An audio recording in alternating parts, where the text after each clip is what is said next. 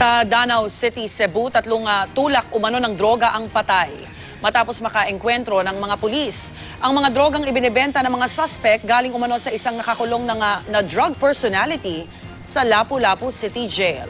Narito ang unang balita ni Alan Domingo ng GMA Cebu. Alas 2 ng madaling araw nang magbintahan ng tatlong drug pushers sa labas ng isang apartment sa Sitio Libon, Barangay Ginsay sa Danau City.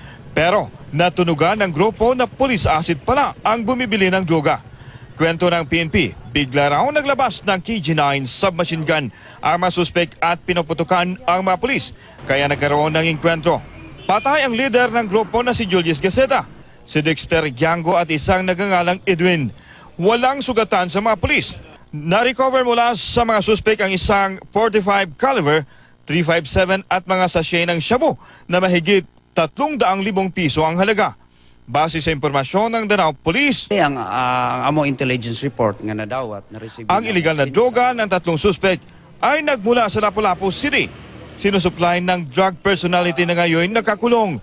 Kaya magkikipag-ugnayan sila sa Lapu-Lapu City Jail kaugnay nito.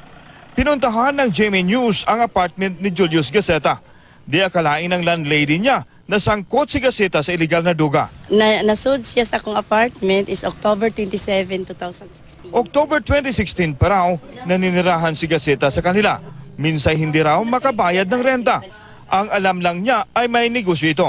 Pero ang kapatid ni Giango, Amraga, posible, sir. sinabing gumagamit nga ng droga ang kanyang kapatid. Alan Domingo, GMA News.